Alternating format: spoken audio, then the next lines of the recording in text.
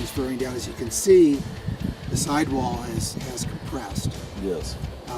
If we went down to 6 or 7 psi, which we can do with these tires, especially if you have a beadlock wheel, we're actually increasing the tire contact patch size on the ground over 2 times. And that obviously that improves traction pretty dramatically, but it also has the effect of spreading the load, the vehicle's load, over a larger area. So the unit load per square inch of tire contact patch gets down more than half. So the trick here, as Bryce probably told you, we're looking for traction. Right. We're also wanting to avoid ruts because that can upset the balance of the vehicle, and traction changes weight loading on the tires. So the best traction is in the rocks here on the right. The big hole on the left, which has been caused by excessive wheel spin, we want to try to avoid that. So we're going to have a bit of an S-curve.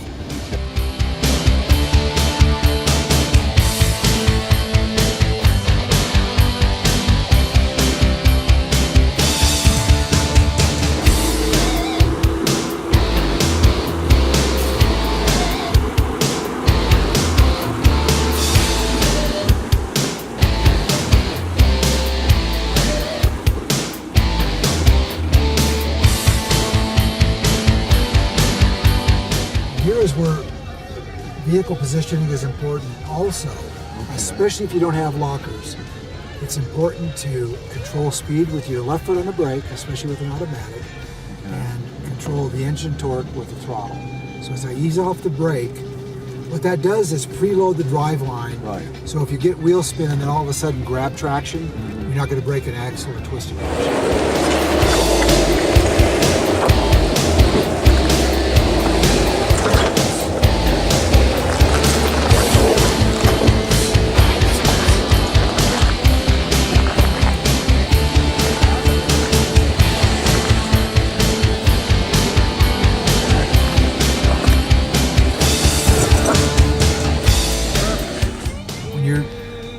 Going downhill, weight is transferring off of the rear tires onto the front. So the load on the rear is lighter, it's heavier on the front. If you drop off of a rock, a ledge, too fast and too hard, the springs compress, which puts more load on the front tires, and it's causing the rear to lift some. If it's really steep, or really, like say a 3-foot drop off, which we do once in a while, if you came down that too fast and that compressed, it basically, if that was on a 45-degree slope going down, it could pitch the vehicle enough to cause it to flip over.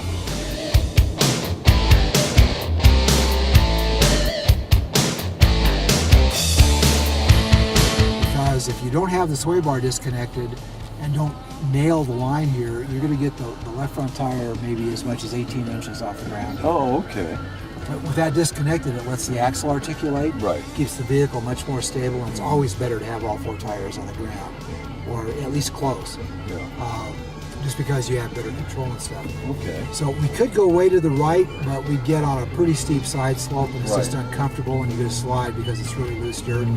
So the best line, you see the ridge right in the middle. I'm going to put my right front tire up on that ridge, and when I get to the top of it, I'm going to start steering to the right, and that'll put my left front tire about halfway up that mound on the left side.